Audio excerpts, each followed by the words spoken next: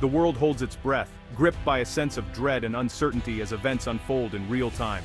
Tensions between Russia and Ukraine have reached a terrifying new peak, with both sides bracing for what comes next. Early this morning, air raid sirens wailed across Kyiv. This time, the threat was real, and the city was jolted awake by the sound of imminent danger.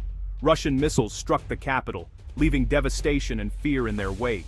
The city's skyline was scarred by explosions, and emergency crews rushed to help the wounded.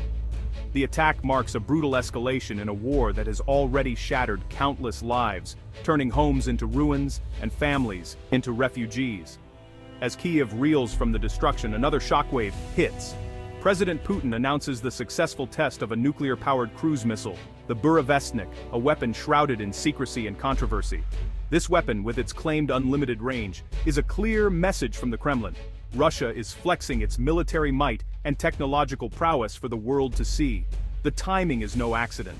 Moscow is sending a dual message: relentless attacks on Ukraine, and a chilling reminder to the world of its nuclear arsenal and willingness to escalate. This combination of conventional strikes and nuclear posturing creates a volatile, dangerous situation, raising fears of a broader conflict that could spiral out of control. The stakes are higher than ever, and diplomatic solutions seem more distant, as world leaders scramble to respond to the crisis. For Kyiv, it means more fear and hardship as winter approaches, with basic necessities growing scarce and uncertainty clouding every day. For Western leaders, it's a renewed challenge from an emboldened Russia, forcing them to reconsider their strategies and alliances. The world faces the grim reality of a prolonged war, and the looming threat of nuclear escalation, a scenario that once seemed unthinkable, now feels dangerously close. These events are not isolated, they are part of a calculated strategy, a high-stakes game with global consequences.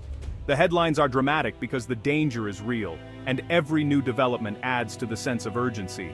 This is a pivotal moment in modern history, a crossroads where decisions made today will shape the world for generations. The choices made now will echo for years to come, determining the fate of nations and the lives of millions. The attack on Kyiv shattered the city's morning calm, turning what should have been an ordinary day into a nightmare that no one could have anticipated. At least a dozen missiles struck central districts, unleashing waves of destruction and chaos that rippled through the heart of the city. Residential buildings were hit without warning, fires raged uncontrollably, and shrapnel tore through the streets, leaving behind a trail of devastation. The toll was devastating. At least 8 civilians dead, over 50 injured, lives changed or lost in an instant, families torn apart by violence, families huddled in subway stations, seeking safety underground as explosions echoed above. First responders searched tirelessly for survivors, while the city's fragile sense of security was shattered. The strikes targeted not just homes, but also critical infrastructure, aiming to cripple the city's ability to function. A power substation was destroyed, plunging thousands into darkness and cold as winter sets in, leaving entire neighborhoods without electricity or heat. Hospitals struggle to operate on backup generators, while families face freezing nights without heat, wrapping themselves in blankets and hoping for relief. This is not just an attack, it's a calculated strategy to break the will of the Ukrainian people by weaponizing winter, making survival even more difficult. The international community has condemned the assault, calling it a barbaric act against civilians and a violation of human rights. Humanitarian aid is mobilizing, with trucks and volunteers arriving to help, but the needs are overwhelming, and resources are stretched thin. For those in Kyiv, promises of help offer little comfort amid the immediate horror and uncertainty of each passing hour.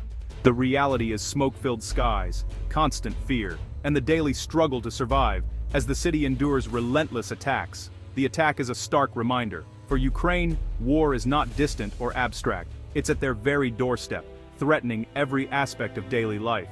As the world watches and reports on the crisis, the humanitarian situation only deepens, with aid stations overwhelmed and lines growing longer. The people of Kyiv endure, supporting one another through unimaginable hardship, but the scars, both physical and emotional, grow deeper with each day. Survival is now the only certainty, as the people of Kyiv face each new day with determination, resilience, and hope for a safer tomorrow. Kyiv's response is one of fury and unwavering resolve, as officials and citizens alike express outrage at the latest attacks. President Zelensky condemns the strikes as acts of terror, vowing that Ukraine's spirit will not be broken. He calls on the world to recognize the suffering of his people and to stand with Ukraine in this dark hour. Ukrainian officials present evidence of missile fragments and civilian damage, renewing urgent calls for advanced air defenses from the West. They argue that without stronger support, more innocent lives will be lost. Moscow claims the strikes targeted only military and energy sites, blaming civilian casualties on Ukrainian air defenses. Russian officials insist their actions are justified and necessary for national security. This war of narratives is as fierce as the fighting itself, with both sides battling to control the story and influence global opinion. Ukraine highlights human suffering to rally global support, framing the conflict as a fight for freedom and survival. Images of devastated families and destroyed homes are shared worldwide to evoke empathy and action. Russia pushes its own story. Defensive action against Western aggression, seeking to muddy the waters internationally and justify its military campaign to its own citizens and allies. Both sides know public perception is a powerful weapon, shaping not only morale at home, but also the attitudes of foreign governments and populations. The information war shapes alliances, aid, and the world's response, influencing decisions in capitals far from the battlefield. As the physical conflict rages, the battle for truth is just as critical, with each side striving to win hearts and minds across the globe. In this war, every image and statement is ammunition, fueling the ongoing struggle for international support and legitimacy. Vladimir Putin's actions today were pure political theater. On state TV, he visited a military outpost projecting confidence and control. He claimed Russian forces are achieving their objectives, dismissing reports of setbacks as Western propaganda. Then came the bombshell. The successful test of the Burevestnik nuclear-powered cruise missile. Putin called it a weapon with unlimited range, invincible to any defense. The timing, coinciding with the Kyiv strikes, was a deliberate show of strength. The manmi sanj endor stir do shumasensian is nanwi danj to story writes in Stern scan that its nuclear arsenal is not just for show. To Russians, it's reassurance of power. To the West, a thinly veiled threat. By combining military updates with nuclear posturing, Putin aims to control the conflict's narrative. The stakes have never been higher. Despite official claims, the reality on the ground is a grinding stalemate. Independent analysts describe a war of attrition. Front lines barely move. Both sides suffer heavy losses. Ukraine makes small gains, but Russia's defenses are formidable and costly to breach.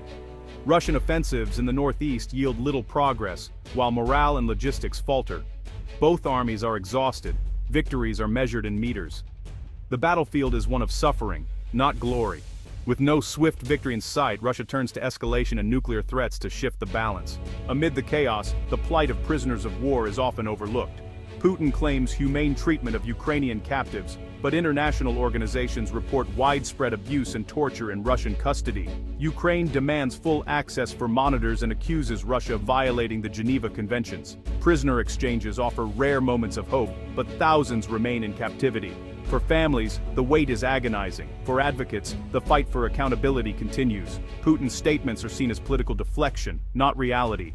The human cost of this war is measured in suffering behind bars, as well as on the battlefield. Justice and decency remain distant hopes. In Washington, Russia's ambassador delivers a stern warning. U.S. support for Ukraine risks direct confrontation between nuclear powers. He leaves the door open for dialogue, suggesting talks must recognize Russia's security interests and territorial claims. This dual message, threat and conditional openness, is classic Russian diplomacy. The timing, on the day of the Kyiv strike and nuclear announcement, is no coincidence. Russia wields military escalation as leverage, using diplomatic overtures to test U.S. resolve. The White House condemns the attacks and dismisses nuclear threats, reaffirming support for Ukraine. Behind the scenes, diplomats analyze every word, searching for signs of genuine de-escalation.